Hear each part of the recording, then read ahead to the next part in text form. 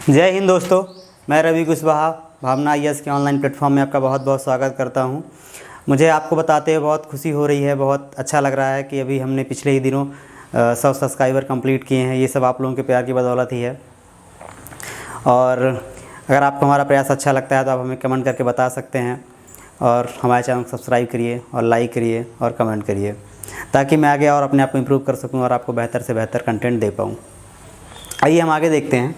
हम सब पॉलिटी पढ़ रहे थे। पॉलिटी में हम उसका हिस्टोरिकल बैकग्राउंड देख रहे थे, जिसके अंतर्गत हमने क्या क्या देख लिया था। हमने कैसे चार्टर एक्ट आया था, कंपनी का शासन कैसे हुआ, फिर उसके बाद क्राउन के हाथों पर शासन कैसे गया, कैसे 1935 का अधिनियम आया, जिसके तहत आज हमारा जो वर्तमान का संविधान है उसी के परिप्रेक्ष्य में बना हुआ है। जो आज का करंट का संविधान है उस पर जो अधिकांश चीज़ें ली गई हैं वो ली गई हैं हमारे आज का जो पहले का 1935 का जो अधिनियम आया था उसी से ली गई हैं।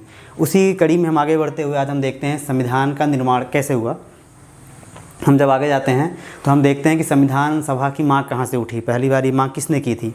तो हम देखते हैं कि जो संविधान सभा के गठन का जो पहली बार विचार आया था वो किसने किया था। 1934 में एम.एन. रॉय ने दिया था। ये एम.एन. रॉय इस टाइम के बहुत प्रखर नेता थे, जो कि इन्होंने पहली बार संविधान सभा की बात कही थी। पर इनकी बातों को इतना वेटेज दिया नहीं गया, इनकी बातों को उतनी मानी नहीं गई, क्योंकि ये अकेले बोल रहे थे। पर सेम इसी बात को 1935 में जब कांग्रेस ने इसी बात को उठाई, क्यों कांग्रेस उस टाइम की बहुत बड़ी पार्टी थी, जो कि जितने आज के आप बड़े नेता देखते हैं जो उस टाइम की आज़ादी के टाइम पे थे, वो अधिकांश कांग्रेस से ही थे। तो जब इस बात को कांग्रेस ने कहना चालू किया, जब इस बात की मांग कांग्रेस की तरफ से उठी, तो अंग्रेज को भी लगा, अंग्रेज शासन को भी लगा, ब्रिटिश शासन को लगा कि इस बात को मानना पड़ेगा। कब तक इनकी बातों को हम दबाएंगे। तो इनकी बातों को वेटेज दिया गया और एक आधिकारिक रूप से बात को मानी गई, किसकी, संविधान सभा की मांग की। इसके बाद जब अगली बात आती है, जब नेहरू जी थे उन्होंने क्या कहा। उनकी एक बात थी, उन्होंने ये कहा कि वयस्क मताधिकार के आधार पर ही संविधान सभा का गठन होगा। वयस्क मताधिकार का मतलब होता है कि जो वयस्क लोग थे, जो उसके चुनने के लायक थे, वही लोग जिस सभा को चुनेंगे वही लोग संविधान सभा का निर्माण करेगी। और इनका एक कहना और भी था। इनका क्या कहना था कि जो हम संविधान सभा बनाएंगे उसमें कोई भी अंग्रेज़ नहीं होगा, उसमें कोई भी ब्रिटिश का नागरिक नहीं होगा, उसमें जितने भी लोग होंगे देसी लोग होंगे, हमारे भारत के लोग होंगे। वो कुछ इसलिए ऐसा बोल रहे थे क्योंकि वो देख चुके थे इन्होंने कितने वादे किए, इन्होंने कितना हमें साथ छल किया, कितना धोखा दिया। ये कहते कुछ और थे, करते कुछ और थे। वो है ना एक बात कि न छेड़ो हमें, हम सताए हुए हैं। मतलब ये कहते कुछ और थे, करते कुछ और थे। मिर्ज़ा गालिब का बहुत अच्छा शेर भी है कि हमें मालूम है जन्नत की हकीकत, लेकिन दिल के खुश रखने को गालिब ख्याल अच्छा है। बस वही हाल था कि कहते कुछ और थे, करते कुछ और थे, बहला के रखते थे सामने वाले को। तो ये बात नेहरू जी को बहुत अच्छे से पता थी कि अगर हमारे संविधान सभा में ये लोग आ गए तो ये लोग क्या करेंगे कि कुछ ऐसे प्रावधान डाल देंगे जिससे हमें आज़ादी बराबर मिल नहीं पाएगी, हम इनके अंडर पे ही रहेंगे। तो क्या होता है कि फिर इसके आगे आते हैं।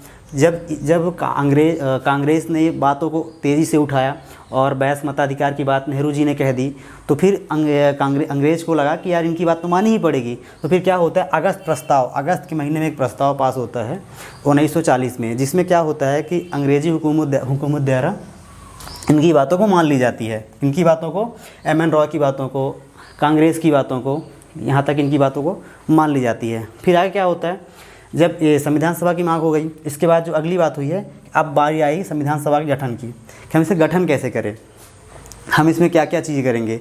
ये बातें कब की हैं, ये बात है नवंबर 1946 की। ये बात है नवंबर 1946 की बातें हैं।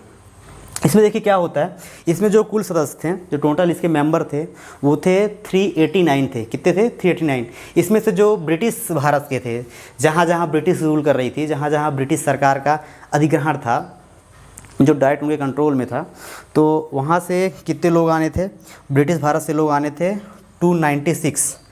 ब्रिटिश भारत, जहाँ जहाँ ब्रिटिश, हालांकि पूरे देश में था, पर कुछ जगह ऐसी थी जहाँ रियासतें थी।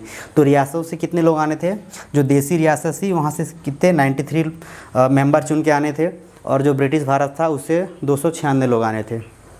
इसके बाद आगे क्या होता है कि एक बात और कही गई सभा गठन में कि जनसंख्या के अनुपात के अनुसार ही बंटवारा होगा। कहने का मतलब ये है कि हर 10 लाख लोगों पर एक सीट रखी जाएगी। 10 लाख लोगों पर एक सीट रखी जाएगी, किसके लिए? संविधान सभा के गठन के लिए रखी जाएगी। ठीक है, ये बात कही गई। अगली बात क्या कही गई इसी में? अगली बात कही गई कि ब्रिटिश प्रांत की सीटें, जो ब्रिटिश प्रांत की सीटें थी उसका, देखिए यहाँ पे क्या हुआ था कि जो ब्रिटिश प्रांत था, ब्रिटिश जो प्रांत था उस पर कितना था? 296 था। अब जो 296 था इसमें सबके लिए था, इसमें कहना चाहिए इसमें 3 समुदाय बनाए गए थे। मुस्लिम अलग किया गया, सिख अलग किया गया, सामान्य। इसमें समझने की बात यह है कि मुस्लिम सिख को तो अलग किया गया, पर जो सामान्य था, जो जनरल कैटेगरी थी, इसमें क्या किया गया था?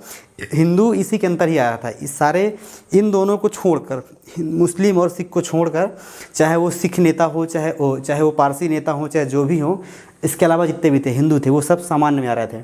कहने का मतलब ये है कि 296 लोगों में से 3 कैटेगरी बनी। मुस्लिम अलग, मुस्लिम के लिए अलग बनी, सिखों के लिए और सामान्य के लिए अलग, और देसी रियासतों के लिए 93 थी। पर इसमें क्या होता है कि संविधान सभा के लिए जो पहली बार चुनाव होता है वो चुनाव होता है जुलाई अगस्त में। ये कब की बात है? आज़ादी के जस्ट 1 साल पहले की बातें हैं, चुनाव होता है। इसके बाद कहाँ पे बात आती है? जब ब्रिटिश भारत था, जो ये 296 सीटें थी, इसमें क्या किया गया कि जो सीटों का बंटवारा हुआ, कांग्रेस को कितनी सीट मिली? 208 सीटें मिली कांग्रेस को, और मुस्लिम लीग को मिली 73, और जो देसी रियासत थी, जो ये इनकी बात तो हो गई, जो देसी रियासतें 93 थी, इन्होंने क्या किया कि अपने आप को संविधान सभा से अलग ही कर लिया। तो इनका चैप्टर तो यहीं पे क्लोज हो गया। इन्होंने कहा कि भैया हम नहीं कर पाएंगे, हम ये संविधान विश्वास नहीं रखते हैं, हम राजशाही हैं, हम राजतंत्र पर भरोसा करते हैं, राजा ही सर्वोच्च है। तो ये देसी रियासतें, भाई रियासतों पर राजों का अधिकार था, तो ये संविधान पर भरोसा करते नहीं थे, इनको सब लोग बराबर चाहिए नहीं थे, इसीलिए इन्होंने संविधान सभा से अपने आप को पीछे कर लिया। जब पीछे कर लिया तो इनका चैप्टर यहीं पे क्लोज हो गया। फिर इसके आगे आते हैं, सभा से अलग हो गए। फिर इसके बाद क्या हुआ? जो चुनाव था, हालांकि यहाँ पे आपको समझना ये है कि जो नेहरू जी ने क्या कहा था कि जो हमारा संविधान सभा गठन होगा वो कैसे होगा? वो होगा वयस्क मताधिकार के आधार पर होगा। पर यहाँ पे वो बात नहीं हो पाई। जब इसका एक्चुअल में गठन हुआ संविधान सभा का, तो ये चीज़ हो नहीं पाई, क्योंकि इनकी बातों को ना माने, अंग्रेजों द्वारा नहीं मानी गई। इनका यही फंडा रहा जो इसके पहले किया गया था, सांप्रदायिक प्रतिनिधित्व किया गया। कैसे किया गया? जैसे हिंदू को हिंदू चुनेगा, मुस्लिम को मुस्लिम चुनेगा, हिंदू, मुस्लिम, सिख, ईसाई सब के लिए अलग अलग वोटर्स रखे गए।